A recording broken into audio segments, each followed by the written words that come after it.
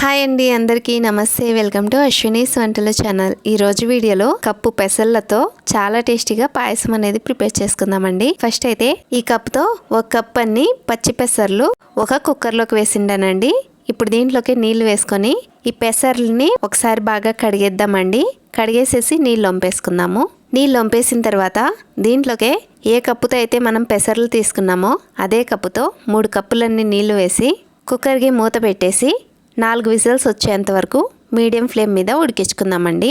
4 whistles వచ్చిన తర్వాత stove off చేసి కుక్కర్కి స్టీమ్ వెళ్ళిపోయినాక మూత తీసి చూస్తే పప్పు ఇలా ఉడికిందండి.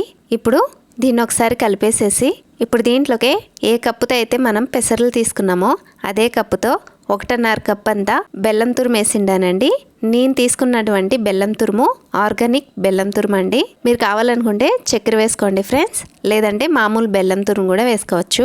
ఈ మిశ్రమాన్ని మ్యాషర్తో లైట్గా మ్యాష్ చేసుకొని ఈ కుక్కర్ని స్టవ్ మీద పెట్టి మీడియం ఫ్లేమ్ మీద 2 నిమిషాలు ఉడికించుకుందామండి. వీడియోలో చూడండి ఫ్రెండ్స్. దీంట్లోకే 2 యాలకుబుడ్డలు కచ్చాపచ్చాగా దంచి వేసిండాను. దీన్ని 2 నిమిషాలు ఉడికించిన తర్వాత ఇప్పుడు దీంట్లోకే ఏ కప్పుతో అయితే మనం పెసరపప్పు బెల్లం తురుము తీసుకున్నామో అదే కప్పుతో 2 కప్పులన్నీ కాంచినటువంటి పాలు వేసిండానండి. పాలు పూర్తిగా చల్లారిన తర్వాత వేసిండానండి.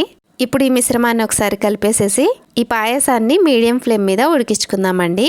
ఇది ఒక సైడు ఉడుకుతూ ఉండగా ఇంకో సైడు స్టవ్ ఆన్ చేసి స్టవ్ మీద చిన్న పెనం పెట్టిండాను. పెనంలోకి 1 టేబుల్ స్పూన్ అంతా నెయ్యి వేసిండానండి. నెయ్యి కాగిన తర్వాత 1 టేబుల్ స్పూన్ అంతా బాదం సన్నగా కట్ చేసి వేసిండాను. 1 టేబుల్ స్పూన్ అంతా జీడిపప్పు కూడా సన్నగా కట్ చేసి వేసిండాను. 1 టీ స్పూన్ అంతా ఎండు ద్రాక్ష వేసిండానండి. వీటిని 5-6 సెకండ్లు వేయించుకొని ఇప్పుడు దీంట్లోకే 1 టేబుల్ స్పూన్ అంతా ఎండు కొబ్బరి సన్నగా పొడుగా కట్ చేసి వేసిండానండి. వీటిని 5-6 సెకండ్లు మీడియం ఫ్లేమ్ మీద వేయించుకొని ఈ డ్రై ఫ్రూట్స్ని పక్కన పెట్టేద్దామండి. ఇప్పుడు మనం పొయ్యి మీద పెట్టినటువంటి పాయసం ఉడుకుతూ ఉందండి. దీంట్లోకే చిటికెడంతా సాల్ట్ వేసిండానండి. ఇది ఆప్షనల్. సాల్ట్ వేసిన తర్వాత స్టవ్ ఫ్లేమ్ అనేది హైలో పెట్టి పాయసం పైన వచ్చినటువంటి నురగను తీసేసిండానండి.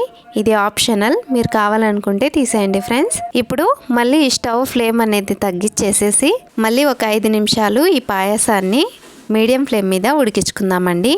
5 నిమిషాల తర్వాత స్టవ్ ఆఫ్ చేసి మనం ముందుగా వేయించి పెట్టుకున్నటువంటి డ్రై ఫ్రూట్స్ వేసి ఒకసారి కలిపేసేసి ఇది కొంచెం చల్లారిన తర్వాత సర్వ్ చేసుకొని తింటే మంచి హెల్తీ రెసిపీ అండి. తినేదానికి కూడా చాలా టేస్టీగా ఉంటుంది. ఈ వీడియో మీకు నచ్చినట్లయితే లైక్ చేయండి ఫ్రెండ్స్. ఇలాంటి మరెన్నో వీడియోస్ కోసం ప్లీజ్ నా ఛానల్ని సబ్స్క్రైబ్ చేసుకోండి. మళ్ళీ వచ్చే వీడియోలో కలుద్దాం. అంతవరకు bye, take care, thanks for watching.